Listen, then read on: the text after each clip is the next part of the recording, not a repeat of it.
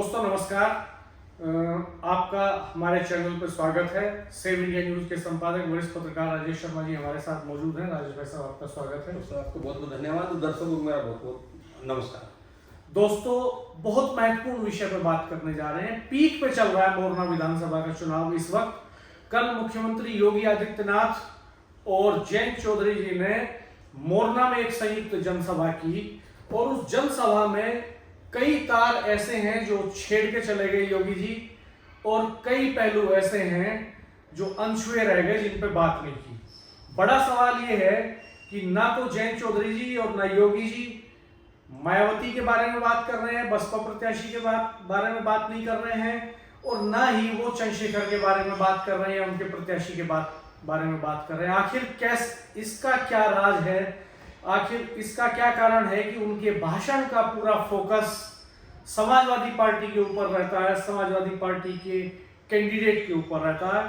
राजेश भाई साहब, आपकी क्या ओपिनियन है? मैं मोटे तौर पे 2-3 बातों का जिक्र पहले कर देना चाहता हूं दर्शकों के लिए कि एक तो जो परंपरागत नारे हैं जो चलन में थे पिछले एक हफ्ते से, जिनमें बटोगे तो कटोगे, या उससे पहले 80-20 का नारा, ये नारे तो नहीं उछले, लेकिन योगी जी मुजफ्फरनगर दंगे का जिक्र कर गए। यहां तक कह गए कि बेटियों के साथ छेड़छाड़ करने वालों को ये पता है कि उनका अंजाम क्या होगा। एनकाउंटर शब्द का इस्तेमाल नहीं किया उन्होंने, क्योंकि एनकाउंटर को लेके और बुलडोजर को लेके जो है तमाम सवालों के घेरे में सरकार लगातार आई, तो बुलडोजर शब्द यूज नहीं किया, एनकाउंटर यूज नहीं किया, अंजाम शब्द यूज किया उन्होंने कहा बेटियों से छेड़छाड़ करने वालों को पता है कि क्या अंजाम होगा, तो इसलिए वो ऐसा नहीं कर रहे हैं, बेटियां सुरक्षित रही हुई हैं।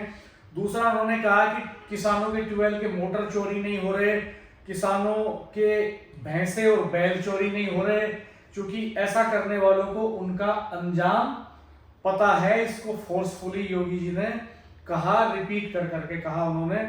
और उन्होंने पाकिस्तान और फलस्तीन तक का तो जिक्र किया, लेकिन वहीं उसी कॉन्स्टिट्यूएंसी में चुनाव लड़ा रहे चंद्रशेखर आजाद और उनके कैंडिडेट का जिक्र नहीं किया, मायावती और उनके कैंडिडेट का जिक्र नहीं किया उन्होंने।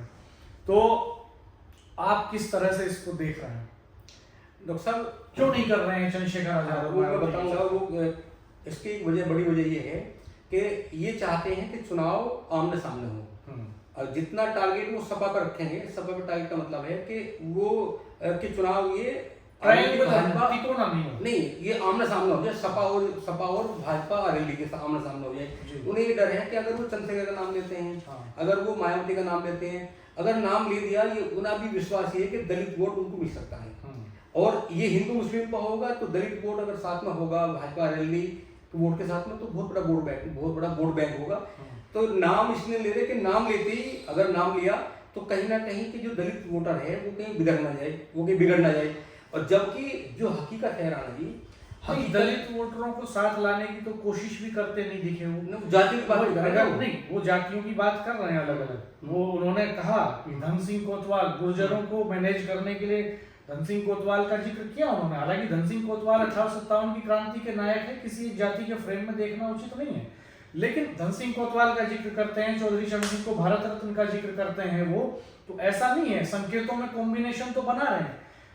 रिजर्वेशन की बात नहीं करते हैं, दलितों के सेगमेंट को छूते नहीं है। वो ये कह के खारिज करते हैं बात को कि वो एक संविधान को खत्म करने का झूठा डर फैला रहे थे, तो वो एक्सपोज हो गया। डॉक्टर साहब, उन्हें लगता है कि दलित को, इनके कहने से कि दलित जो है वो हिंदू मुस्लिम के पैटर्न पे आ जाए। हाँ, जो इनका एजेंडा है भाजपा का कि दलित वहां आ जाए, और अगर वो चंद्रशेखर का नाम लेते हैं, उसका नाम लेते ही वो फिर मामला बिगड़ेगा। तो अभी तक क्योंकि हिंदू मुस्लिम के टोटल एजेंडे की बात कर रहे हैं, कल योगी जी ने टोटल कश्मीर, फिलिस्तीन, पाकिस्तान, मुजफ्फरनगर दंगा सब पे छुआ, और अभी चूंकि अब तो वहां थे चौधरी साहब का नाम भी लिया, और उन्होंने ये भी लगाया कि यहाँ चूंकि जो गुजर समाज के लोग हैं वो यहाँ प्रत्याशियों को लेकर नाराज थे, तो उन्होंने धन सिंह कोतवाल जी का नाम भी लिया, और बहुत सारे नाम मिले। लेकिन ये जो बसपा सुप्रीमो का नाम नहीं लिया और चंद्रशेखर आजाद का नाम नहीं लिया, आजाद देने के पीछे वजह ये थी कि वो हिंदू मुस्लिम अभी ये मान रहे हैं कि दलित हमेशा कर सकता है, ऐसा मैसेज देना चाह रहे हैं। हालांकि वो आएगा नहीं आएगा वो तो अलग की बात है, वो मैसेज देना चाहते हैं कि हिंदू मुस्लिम के एजेंडे पे दलित स्टे में माने। दलित चेहरा तो मंच पे नहीं था। कोई दलित नेता नहीं था।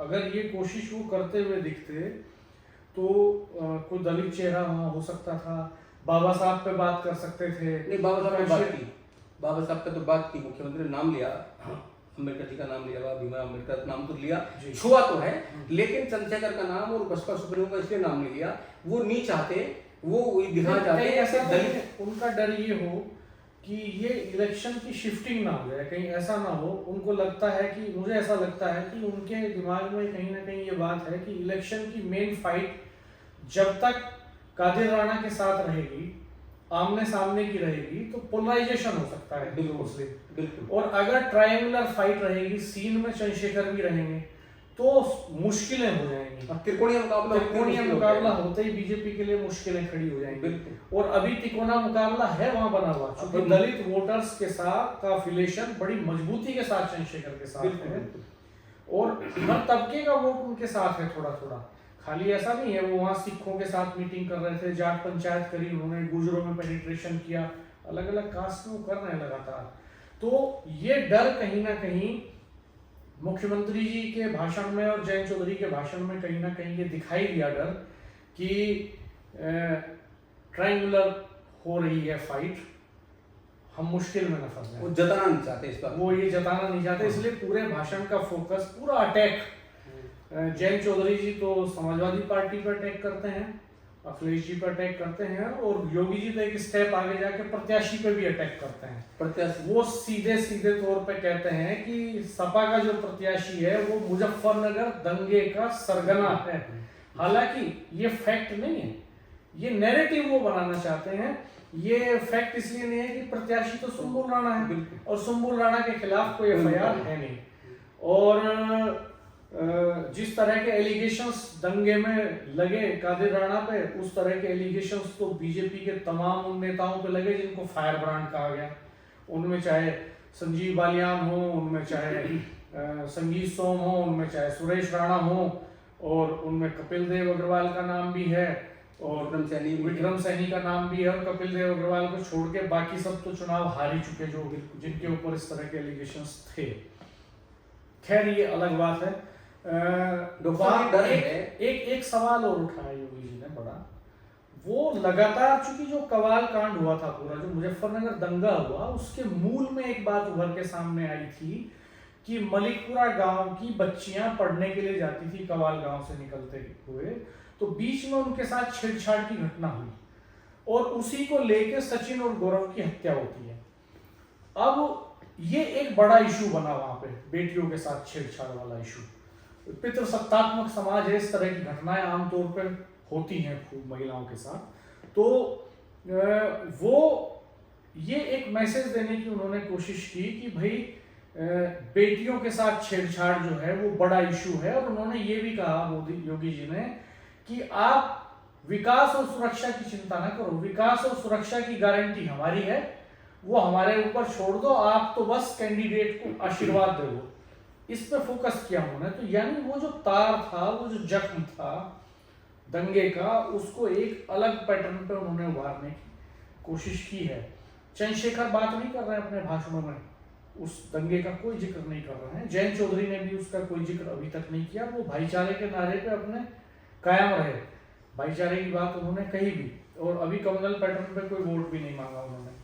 तो आप इसको कैसे देख रहे हैं, इस पूरे खेल को, इस सियासत के पूरे खेल को, कि अब क्या होने जा रहा है? अब जब तमाम दलों के बड़े नेता अंदर एंट्री करने जा रहे हैं, डॉक्टर साहब वो क्या तार छेड़ेंगे? डॉक्टर साहब, इन भाजपा गठबंधन का, भाजपा और आरएलडी का अपना प्रयास है, मैं भाजपा कहूँगा, मुख्यमंत्री ने उन तमाम पहलुओं को छुआ, उन तमाम जख्मों को छुआ जो पोलराइजेशन कर सकते, बिल्कुल है ना, जहां से ध्रुवीकरण तेज हो सकता है। इन्हें डर इस बात का है क्योंकि एंटी इनकम्बेंसी है, बहुत सारे मुद्दे हैं। कल मुख्यमंत्री जी यहाँ रहे, गन्ने का पैसा शुरू हो गया, गन्ने का रेट घोषित कर सकते थे, नहीं गन्ने का रेट ना तो इशारा कर सकते, आचार संहिता से पहले घोषित कर सकते थे। जयंत चौधरी उठाते हैं ये सवाल, नहीं तो क्यों यहाँ गन्ने का भुगतान और गन्ने का भाव बड़ा सवाल है। और मुख्यमंत्री ये तो कहते हैं कि हम सिपाहियों की भर्ती करने जा रहे हैं, 65,000 समथिंग का उन्होंने फिगर गिनाया, और ये कहा कि रिजल्ट जल्दी घोषित होने जा रहा है। और दूसरी सरकारों में तो इस इलाके के नौजवानों का, योग्य नौजवानों का नंबर नहीं आता था। मुजफ्फरनगर के नौजवानों के लिए बहुत खुशी बरसने वाली है। मुख्यमंत्री जी ने ये तथ्य नहीं बताया कि जिन 60,000 वैकेंसी की वो बात कर रहे हैं कांस्टेबल की, उनके लिए तो 10 लाख लोगों ने आवेदन किया, 10 लाख लड़कों ने। तो बाकी लड़कों का क्या होगा जिनको नौकरियां नहीं मिलेंगी? तो ये क्या सारी खुशियां मुजफ्फरनगर और मीरापुर में आने वाली है नौकरी की? तो ऐसे ही संकेतों में गन्ने के भाव पर शांत हो गए मुख्यमंत्री, बताएंगे इस पे नहीं बोले। ये असल में जो एंटी इनकम्बेंसी है वो कह सकते हैं किसानों के लिए भी खुशखबरी आई। हाँ बिल्कुल, जो मुद्दे हैं राणा जी, इसीलिए इन्हें डाइवर्ट कर रहे हैं कि फोकस सारा जो है ना ये एचएम पर हो जाए, है ना। और हम बताएं, अभी जब दूसरे लोग बोलेंगे वो छुपाना चाहते हैं, वो ये मान रहे हैं कि जो एंटी इनकम्बेंसी वाले इशू हैं वो दब जाएं और ये वाला इशू उभर जाए, इमोशनल कार्ड आगे आ जाए, बिल्कुल कम्युनल पोलराइजेशन का कार्ड आगे आ जाए। ये कोशिश पूरी नहीं कोशिश कर रहे हैं। अब आप देखो कि जब दूसरे दल बोलेंगे, अभी तो बहन जी आने वाली है, मतलब आएंगी या बड़े नेता आएंगे, देखने वाली बात है कि आती है कि नहीं आती है। और हम देखेंगे जो उनका भाषण होगा। हम लगातार चंद्रशेखर आजाद को सुन रहे हैं मीरापुर में, और प्रदेश के दूसरी विधानसभाओं में जो बोलते हैं, उनका जो फोकस है, वो सारा फोकस जो है वो तमाम उन सेगमेंट को छोड़े हैं। उनके उसमें किसान भी हैं, उनके उसमें बेरोजगारी भी है, और उनके उसमें वो तमाम इशू हैं जिनसे भाजपा बच रही है। एंटी इनकम्बेंसी के पल्स पे हाथ रखा। बिल्कुल बिल्कुल, और ये बच रहे हैं। तो इसीलिए ये सब किया जा रहा है कि जो मुद्दे हैं, अब आप बताइए, वो लगातार ये बात कर रहे हैं कि भाई चलो चुनाव तो आचार संहिता में लगी है, आपने क्यों घोषणाएं करी? और वो लगातार चंद्रशेखर बोल रहे हैं कि भाजपा ये बताए कि पिछले 5 साल में कितना गन्ने का रेट बढ़ाया। और गन्ने का रेट तो आप पहले घोषित कर देते आचार संहिता से। बिल्कुल नियम भी है कि भाई अक्टूबर में मिलें शुरू होती हैं तो आप अगस्त में भाव घोषित कर दें। क्योंकि ये गन्ने की बेल्ट है, वेस्ट यूपी में गन्ने का बड़ा क्षेत्र है, और यहाँ राजनीति का एक बड़ा मुद्दा गन्ना होता है। और अभी तक भी बीजेपी के या आरएलडी मुखिया ने अभी तक ये नहीं कहा, ये तो कहा कि पिछले 7 सालों में 2,70,000 करोड़ हमने किसानों का भुगतान नहीं किया। ये नहीं बताया कि किसानों ने इस बीच में कितना प्रोडक्शन किया, ना ये बताया जो 14 दिन वाला एजेंडा था शुगर मिल का कि 14 दिन बाद भुगतान होगा।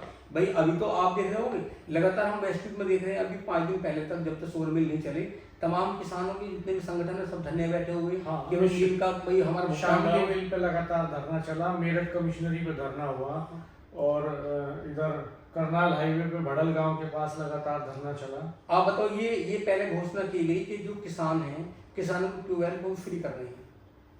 ये घोषणा होगी अब से 3 महीने पहले। किसान अब मूवमेंट चला रहे हैं, किसान कह रहे हैं कि वो घोषणा क्या हुआ, हमारा बिल देख लो, हमें जो बिल आ रहे हैं लगातार पावर का ऑपरेशन के अधिकारियों ने परेशान कर रहे हैं। तो ये जो मुद्दे हैं बहुत सारे एंटी इनकम्बेंसी के, इनका प्रयास है कि उन्हें डाइवर्ट किया जाए। अब देखना यह है कि जो विपक्षी दल के नेता हैं वो उस मुद्दे को उठाते हैं या वो भी जो है हिंदू मुस्लिम पैटर्न में बात करते हैं। अच्छा, उनको, हाँ, ये महत्वपूर्ण बात आपने कही कि क्या वो भी इसी पैटर्न पे काम करेंगे, क्या उनको भी कम्युनल पोलराइजेशन सूट करता है, ये महत्वपूर्ण बात होगी, ये खास तौर पे सपा के लिए। एक खास बात और है कि योगी जी ने डेवलपमेंट को भी इशू बनाने की कोशिश करी, और जयंत चौधरी भी कर रहे हैं लगातार इधर। वो गवर्नमेंट की जो वेलफेयर स्कीम्स है, और खास तौर पे यूथ का जो फोकस है, और ये खिलाड़ियों की बेल्ट है।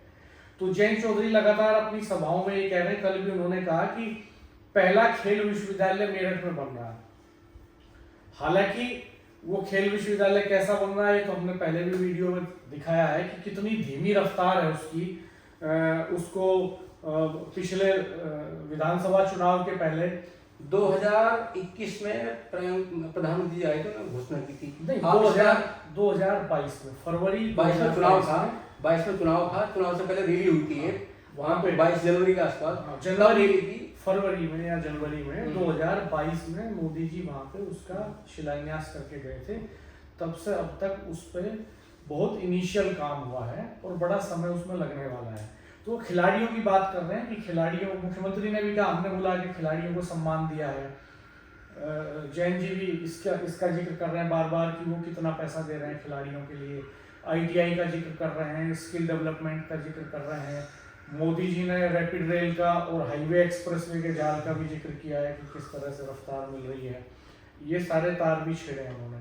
खैर देखते हैं दोस्तों। रानी, अभी तक की अगर मैं बात करूं, अगर मैं प्रॉपर मीरापुर विधानसभा की बात करूं, तो मेरे नजरिए में और बहुत सारे मेरे जैसे लोग हैं। अभी तक चूंकि हम लोग यहाँ जो बड़े नेता है 2 दलों के आए हैं, आरएलडी भाजपा और चंद्रशेखर आजाद, इनके दो पार्टी के नेता घूम रहे हैं और एक तीनों तरफ चंद्रशेखर खुद घूम चंद्रशेखर रहे घूम हैं रहे और हैं। इन दो बड़ी पार्टियों के नेता घूम रहे हैं जो छोटे। आप ये देखो कि ये तो टोटल कम्युनल बात पे ले जा रहे हैं पूरे इशू। और हम जब चंद्रशेखर आजाद की सभा को देखते हैं, जब उनके भाषण नहीं, सुनते हैं, इसमें एक कंट्राडिक्शन है। जैसे योगी जी जब आते हैं या बीजेपी के जो नेता हैं वो तो कम्युनल पोलराइजेशन में फोकस कर रहे हैं। उनमें चाहे संजीव बालियान हो, वो एक्शन पर रिएक्शन की बात करते हैं, बुढ़ाना जाके विक्रम सैनी हो जो कहते हैं कि ये तो गुंडे हैं, समाजवादी पार्टी के नेता का नाम लेके। योगी जी आते हैं तो उनको सरगना बताते हैं मुजफ्फरनगर दंगों का, हथियारों का जखीरा मिलता है, वही होता है, ये कहते हैं। ये बातें यानी बीजेपी के लीडर्स की पूरी कोशिश है कि कम्युनल पोलराइजेशन हो जाए। बिल्कुल। जयंत चौधरी इससे बच रहे हैं। वो लगातार वो इश्यूज उठा रहे हैं, डेवलपमेंट के इश्यूज उठा रहे हैं, किसान वाले इश्यूज उठा रहे हैं, खिलाड़ियों वाले इश्यूज उठा रहे हैं। जो प्रीतिपाल खिलाड़ी हैं, कल उनका नाम भी जिक्र किया जयंत चौधरी ने, लगातार उनका जिक्र कर रहे हैं। योगी जी ने भी जिक्र किया, गन्ने के भाव का सवाल पे वो बात कर रहे हैं। और चंद्रशेखर इधर महंगाई पे बात कर रहे हैं, बेरोजगारी पे बात कर रहे हैं, लचर मेडिकल फैसिलिटी पे बात कर रहे हैं। और जो एक तरह के जो ऐसे कंट्राडिक्शंस हैं जो सोसाइटी में मौजूद हैं और जो सरकार की फेल्योर है, जो सरकार नहीं कर पा रही है। हाँ, तो ये अलग अलग रंग हैं, अलग अलग कलर्स हैं, एक कॉम्बिनेशन है, एक कोलिशन है, दो तरह की बातें हैं। उधर एक नेता है चंद्रशेखर, वो अपने तरीके से एजेंडा सेट कर रहे हैं। अब अखिलेश यादव में निगाहें हैं कि क्या करें, क्या बोलते हैं। अब देखना यही है कि यहाँ तो हमने तीन पार्टी के नेताओं को सुना है, वो किसके एजेंडे पे चुनाव प्रचार कर रहे हैं। अब देखना यह है कि बसपा सुप्रीमो मायावती आती है, वो उनके फोकस में क्या होगा। पहली बात तो आती है कि नहीं आती है, बहन जी बड़ी नेता है, वो छोटा चुनाव हो सकता नहीं है। हाँ, बिल्कुल, ये भी संभव है, क्योंकि पहली बार बसपा तो पहली बार उपचुनाव लड़ रही है। और अभी तक राणा जी ऐसा लग भी नहीं रहा, मीरापुर में तो अभी लग भी नहीं रहा कि बसपा चुनाव में लड़ रही है। क्योंकि बड़ा जब हम देखते हैं तो वहाँ कीचड़ी को लेकर, चंद्रशेखर को लेकर भी बड़ा जलवा शोर शराबा भी है। हालांकि अब देखते हैं कि 16 तारीख को अखिलेश यादव आते हैं, वो क्या बोलते हैं, उनका केंद्र बिंदु क्या होगा, किस बिंदु पे ज्यादा फोकस करें। दोस्तों आप कमेंट बॉक्स में कमेंट करके बताइएगा कि आपकी राय क्या है। योगी आदित्यनाथ सपा पर क्यों हमलावर हैं, जयंत चौधरी सपा पर ही क्यों हमलावर हैं, चंद्रशेखर का नाम क्यों नहीं ले रहे हैं, मायावती का नाम क्यों नहीं ले रहे हैं। और चंद्रशेखर भी लगातार बीजेपी पर तो हमलावर हैं, लेकिन जयंत चौधरी पर हमलावर नहीं हैं। अखिलेश आते हैं तो वो क्या करेंगे, इन सारी बातों पर अपनी राय भी जाहिर कीजिएगा। धन्यवाद, नमस्कार।